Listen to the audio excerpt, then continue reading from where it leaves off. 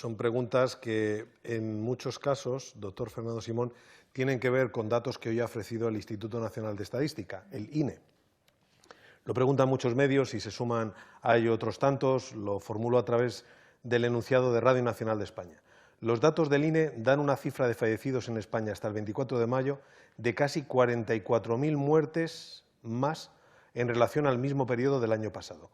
¿Cuántas pueden atribuirse a la epidemia? Con vistas a la nueva normalidad, ¿en qué medidas sanitarias se trabaja para que estén incluidas en el decreto que ultima el Gobierno? Bien, bueno, estos datos lo que hacen ahora mismo es corroborar que el sistema de monitorización de la mortalidad, que da datos diarios y del cual el Instituto de Salud Carlos III hace un informe periódico, no recuerdo si es cada día o cada 2 días, pero que desde luego los datos están disponibles en las gráficas del Instituto de Salud Carlos III todos los días, son muy fiables, porque de hecho hace unos días, creo que era con datos hasta el día 21 o 22, si no me equivoco, el sistema de monitorización de la mortalidad daba un exceso de 43.000 y pico fallecidos. Estos son 44.000 con algún día extra. Hay una pequeña diferencia entre la estimación que hace el INE y la estimación que se hace en el sistema de monitorización de la mortalidad. Si no me equivoco, creo recordar que cuando lo he leído, el INE compara con los datos de defunciones del mismo periodo del año pasado. Primero utiliza un periodo un poquito más largo. El incremento de mortalidad detectado en el sistema de monitorización que lleva el Instituto de Salud Carlos III se refiere desde principios de marzo, me parece que desde el 2 hasta el 20 y tantos de mayo, y los del INE creo que se refieren desde febrero, con lo cual sí que puede haber una pequeña variación, pero como vemos son prácticamente los mismos, 43.000 y pico, 44.000.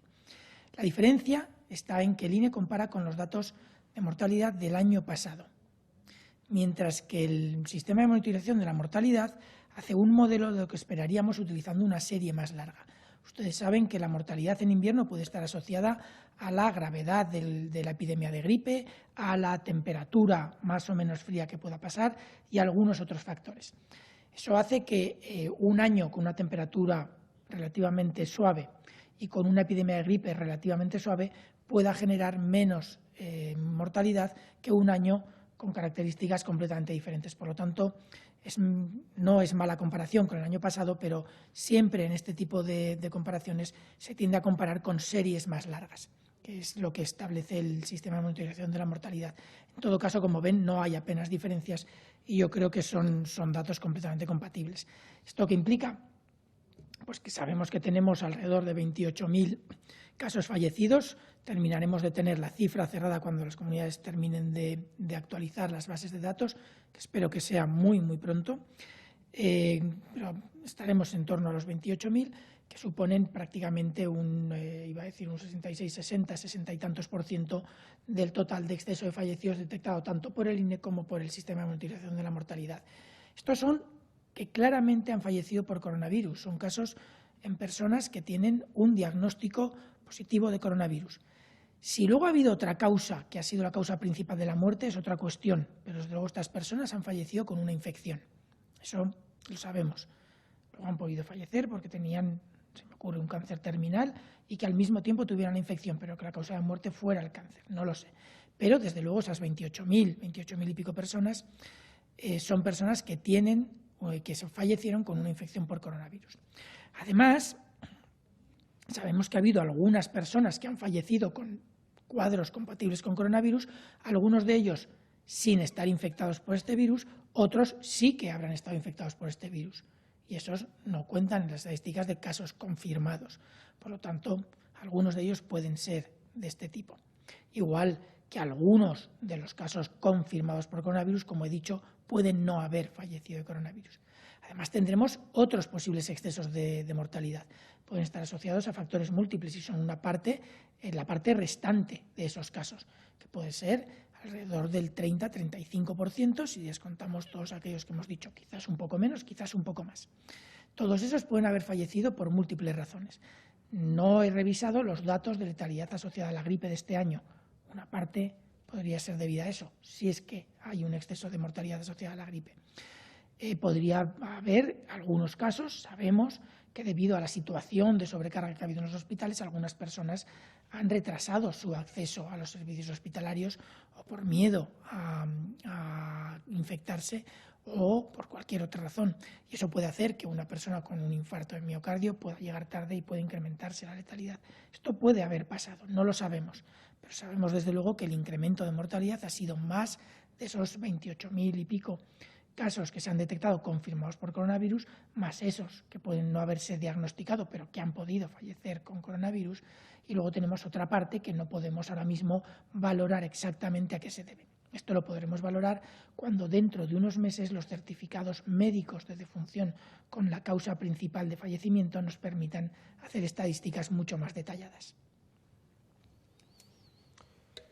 La Vanguardia le pregunta, hace unos días nos dijo que se estaban haciendo PCRs al 85% de los casos sospechosos en atención primaria y el 100% en hospitales. ¿Por qué no se hace al 15% restante? ¿Nos van a informar de la segunda ola del estudio de seroprevalencia? A los hospitales en alguna comunidad sí que se está haciendo al 100% de los casos sospechosos, pero el número global a nivel nacional es de alrededor del 89%, 90%. O sea que si dije 100% debió ser un error, o a lo mejor lo maticé de esa manera que lo acabo de hacer, no lo recuerdo. El 85% en primaria y el 100% en hospitales. Entonces, el 85% de primaria, lo cierto es que es un dato muy bueno. La razón por la que no se hace el otro 85% ahora mismo la desconozco. No les puedo decir la razón por la cual ese 15% que nos queda por hacer las PCRs no se hagan. Pueden ser por múltiples razones, no voy a lucubrar mucho ahora, cuando tengamos alguna información sólida se la daré, pero lo cierto es que un 85% de los pacientes con cuadros sospechosos, sabiendo que un cuadro sospechoso de coronavirus ahora mismo es cualquier síntoma respiratorio, por leve que sea, o cualquier cuadro con fiebre, por baja que sea, implica que estamos haciendo un porcentaje muy, muy importante de PCRs a los casos potencialmente sospechosos. Tendremos que ver ese otro 15% porque no se realiza, pero desde luego el esfuerzo que están haciendo las comunidades autónomas para garantizar un altísimo porcentaje de casos con PCR realizada es muy importante y no sé si podríamos tener algún punto de comparación, pero un 85% es muy alto. Telecinco le pregunta sobre el descuadre con los datos de fallecidos que dan algunas comunidades. Ayer dijo usted que puede haber retrasos en la notificación de las fechas de defunción o incluso fallecimientos que se notifican sin fecha de defunción. ¿Podría explicar cuál es el proceso desde que una persona fallece por COVID en un hospital hasta que ese fallecimiento se registra en la base de datos con la que el CAES elabora sus informes? Sí, el mecanismo es parecido a lo largo de toda la epidemia, pero sí que es cierto que desde el día 11 de mayo han cambiado mucho los tiempos que se tarda en realizar el proceso. De todas formas, me gustaría empezar no con el momento del fallecimiento, sino con el periodo previo. Los fallecidos por coronavirus, la gran mayoría, es cierto que hay fallecidos que no fallecen en hospitales, pero la gran mayoría fallecen en el ámbito hospitalario. Por lo tanto, tenemos un paciente que inicia síntomas, puede ser cuando llega al hospital porque dice que está enfermo y le hacen una prueba, puede ser en atención primaria cuando llega al médico y dice me siento mal y le hacen una prueba. Desde ese momento, el paciente, si está en atención primaria y luego posteriormente va a ser hospitalizado, puede pasar un día, 2 días, una semana, 10 días. El tiempo no lo sabemos. Por lo tanto, una vez que una persona identificada como caso en atención primaria y notificada como caso es hospitalizada, hay que volver de nuevo a su historia clínica e incluir, o a su ficha de notificación, e incluir la fecha de notificación. Es un acto que se tiene que hacer en cada uno de los servicios de salud pública de las comunidades autónomas y si posteriormente esa persona hospitalizada es ingresada en UCI, de nuevo hay que volver a la ficha y anotar la fecha en la que se realiza el ingreso en la UCI. En algunos lugares este proceso está prácticamente automatizado, pero la introducción de la fecha se tiene que realizar de todas maneras, ya sea buscando la ficha, ya sea combinando bases de datos. Pero si la fecha no se introduce, no va a figurar en los datos. Posteriormente viene el momento del fallecimiento, que ojalá cada vez tengamos menos, de hecho cada vez tenemos menos, pero todavía tenemos casos de fallecidos que obviamente nos pesan mucho a todos. Esa fecha de fallecimiento se tiene de nuevo que incluir en la ficha del paciente. ya sea en la base de datos del hospital, ya sea en la base de datos de atención primaria, ya sea en la base de datos de salud pública, según cómo esté establecido en cada una de las comunidades, o simplemente en la historia clínica y de ahí se extraerá. Pero la fecha se tiene que introducir. Si una persona fallece, digamos, a las 11 de la noche, es decir, falleció ayer, pero los datos no se introducen hasta las 12:30 de la noche o hasta la mañana siguiente, pues esa persona no va a figurar como fallecida, cuando se introduzcan los datos figurará como fallecida ayer, pero no será notificada como fallecida ayer hasta un día más tarde. Esto puede pasar con algunos casos. En otros casos, sobre todo antes del día 11, cuando se mejoró sustancialmente el sistema de vigilancia, teníamos pacientes que habían sido ingresados, pacientes que habían sido a lo mejor trasladados a la UCI y que llevaban tiempo hospitalizados y que han podido fallecer ayer, antes de ayer o en cualquier día después del día 11. Estos fallecidos, cuando fallecen desde el día 11 en adelante, pero lo que se tiene que actualizar no es la ficha de vigilancia actual, que es mucho más sencilla y mucho más rápida, sino que se tiene que actualizar los datos previos de pacientes fallecidos antes del día 10, cuando tenían las comunidades autónomas una sobrecarga importante. La introducción de esas fechas de fallecimiento en esas fichas, como son casos más antiguos, sí que puede llevar un poquito más de tiempo porque a lo mejor no hay un acto tan rápido de resolución como se está teniendo con las fichas nuevas de ahora. Además, podría ser que en algunas comunidades que por la razón que sea tienen todavía problemas para actualizar esas fichas previas al nuevo sistema de vigilancia, nos den una cifra de fallecidos, pero no nos puedan decir todavía o no nos puedan notificar la fecha en la que falleció. Nos lo harán, esto se sabrá, no hay ningún problema, pero en algunos casos vamos a tener algún pequeño retraso. Eso puede pasar. Es cierto que los fallecidos se van a conocer todos, pero sí que es cierto que en algunos momentos podemos tener algún pequeño retraso. Ahora mismo, con los que iniciaron síntomas y fueron diagnosticados a partir del día 11 de mayo, tenemos un retraso mínimo, 24, 48 horas, poco más. Puede haber un tercer día quizás con algunos de ellos, pero no mucho más, de esos 24, 48 horas, 3 días como mucho. Pero lo cierto es que algunos todavía, como son casos que se diagnosticaron y se introdujeron en las bases de datos antes de ese día 11, cuando mejoramos el sistema de vigilancia a nivel global, porque ya estamos en una situación en la que se podía hacer, esos sí que puede ser que los tengamos con algo más de retraso. Con Salud le pregunta el presidente. Sí. También habían preguntado por los resultados del estudio de sobreprevalencia. Si no me equivoco, mañana tendremos una actualización de los estudios del estudio de sobreprevalencia, de la segunda onda del estudio de sobreprevalencia, con los responsables del estudio del Instituto de Salud Carlos III. En efecto, mañana esa rueda de prensa se producirá más o menos en torno a la hora a la que el doctor Simón comparece cada tarde y coincidirán de alguna manera tanto el doctor Simón como las responsables de este estudio de seroprevalencia en su segunda fase. Le preguntaba, con Salud, el presidente del Gobierno ha anunciado un Real Decreto con las medidas de prevención, contención y coordinación que guiarán a las comunidades autónomas cuando acabe el estado de alarma y hasta que se logre una vacuna. Ha apuntado que será el Ministerio de Sanidad y las Consejerías de Sanidad las que consensúen estas medidas mediante el Consejo Interterritorial. A su juicio, ¿qué medidas deberían incluirse en dicho Real Decreto? También le recuerdo que Radio Nacional preguntaba algo parecido sobre qué opinión tenía acerca de qué medidas deberían implementarse en ese momento. Bueno, el Real Decreto incluirá, entiendo, medidas en muchas áreas y en muchos campos de los que el Ministerio de Sanidad no es directamente competente. Hay actividades relacionadas con transporte, actividades relacionadas con comercios, actividades relacionadas con muchas áreas en las que nosotros damos nuestra opinión de los posibles riesgos, pero las decisiones son de otros sectores y Sanidad es un actor más. Sí que hay algunas áreas que son competencia exclusiva de Sanidad y que, por lo tanto, sí que podemos mantener. Entre ellas están la de garantizar la capacidad asistencial, la de garantizar una información fluida y adecuada de los datos, tanto dentro de las comunidades autónomas como a nivel central, para permitir la respuesta rápida cuando sea necesaria de una forma coordinada. Hay otra serie de acciones relacionadas con suministros y acceso a productos sanitarios de especial interés. Y ahora mismo, si le digo la verdad, no me viene a la cabeza ningún área más, pero sí que es cierto que el documento se está discutiendo ahora. Tenemos que revisarlo ahora esta noche probablemente en el Ministerio, y entiendo que estará disponible para todos en cuanto se publique en los próximos días.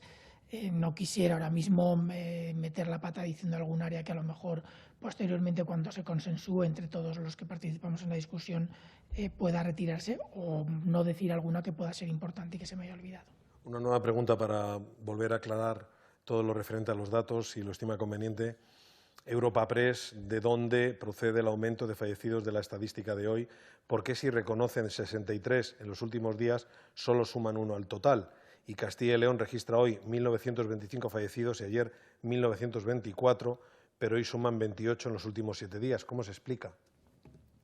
Si se dan cuenta, en la estadística que está publicada en la página web, sí que es cierto que figuran 63, son más de los que hemos estado viendo estos días.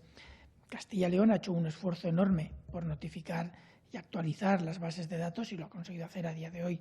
Por lo tanto, incluimos los fallecidos que tienen fecha de defunción de estos últimos 7 días. La columna de los totales, ya hemos dicho estos días, que simplemente añadimos los que se han notificado hoy con fecha de defunción de ayer. Mañana tendremos algunos más con fecha de defunción de ayer, no serán demasiados, pero algunos más tendremos. Entonces, solamente añadimos esos, pero que en principio está, por así decir, congelada hasta que todas las comunidades autónomas nos hagan la notificación o la actualización de esas bases de datos.